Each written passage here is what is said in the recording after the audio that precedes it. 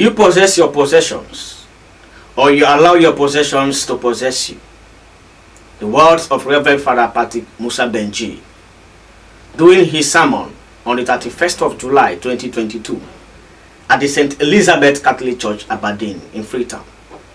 In this sermon, Father Benjie exhorted the people of God to reflect on their attitudes towards riches. People have different attitudes and mindsets about wealth. According to Father Benjie, acquiring wealth is not a problem, but our attitude towards the wealth we acquire is the biggest problem. Some people acquire wealth only to satisfy themselves without thinking about others. This, according to Father Benjie, is foolishness and vain labor. Riches cause people to be either foolish or wise. The question remains, are you a rich fool or a rich wise? Let us hear from our reporter. Hoarding up of treasure for oneself is madness, the hard fact that most people have failed to realize.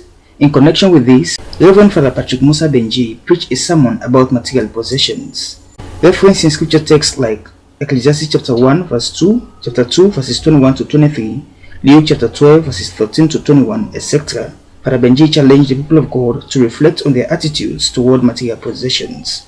Going by his words, do we own what we have for ourselves only, excluding our brothers and sisters who need our help? Our readings have challenged all of us here to reflect on our attitude towards the blessings that God has given us. Do we allow our God-given material benefits to possess us? Do we own what we have for ourselves only, excluding our brothers, our sisters, those who need our help, our friends, and even the God that has blessed us? From Genesis to Revelation, Christian friends, there is not a passage in the Bible that condemns being rich genuinely and through hard work. On the contrary, Christian friends, the Bible has strong statements against laziness, against small-mindedness, and against mediocrity. It is those who have decided to be lazy, those who have given in. They say, me, I don't try, things are not working. So make a resolve to just having my daily bread, and that's all. If you check Proverbs chapter 10 verse 5, it says, a child who slumbers during harvest is a disgrace. And if you also check Thessalonians chapter 3 verse 10, St. Paul will say to the people of Thessalonica, the Thessalonians, who had taken the parousia, that is the second coming of Jesus Christ, as a yardstick to the lazy and sit without doing anything. He said to them, anyone who will not work should not eat.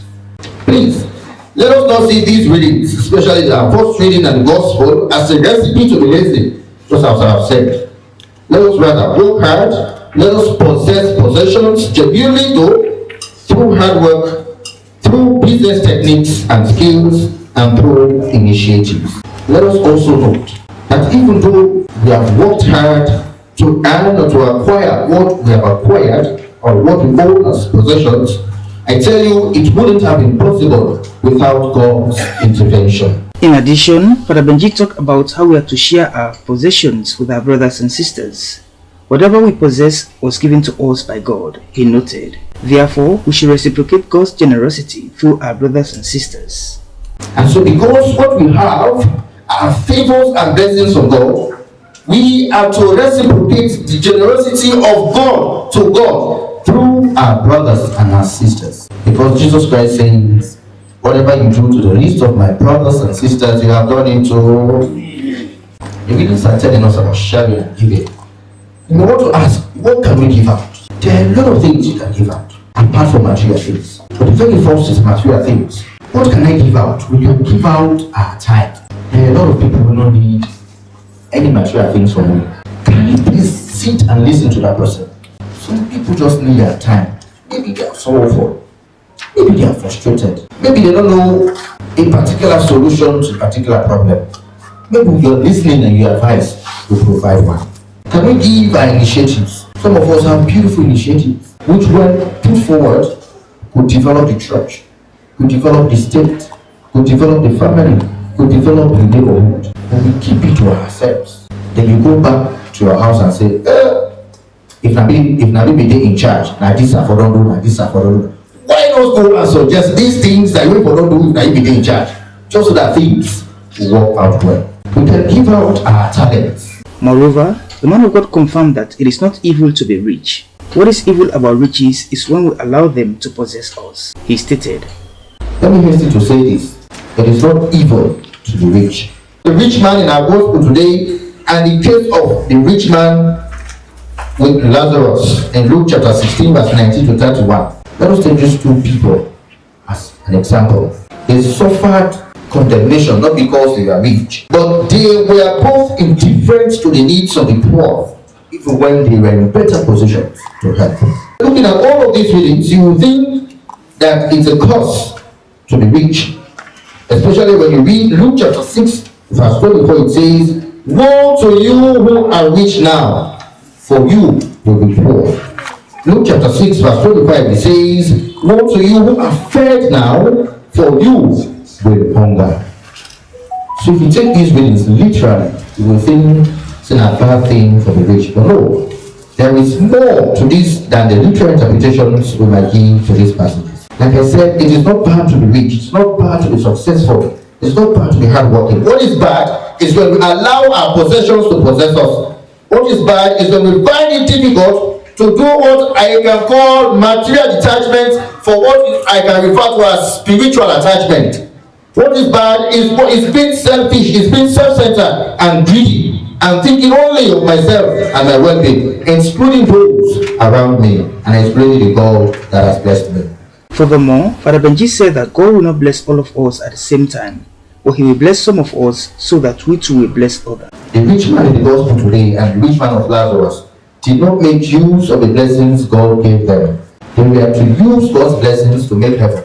But the very riches that God gave them led them to the other side, led them to condemnation, and led them to destruction. Let us learn this today.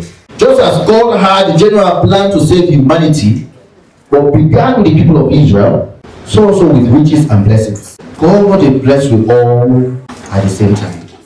What He does is He blesses people so that they will bless others. In conclusion, the man of God said, in your enjoyment, think about others. Let them smile and laugh with you. Lastly, whatever we do here on earth, let us always remember that we shall die one day. Maybe that will help you to be generous to others. Because I tell you, as the reading says, that the happiness of a man is not consist in his possessions. What you get, you think you are heaven.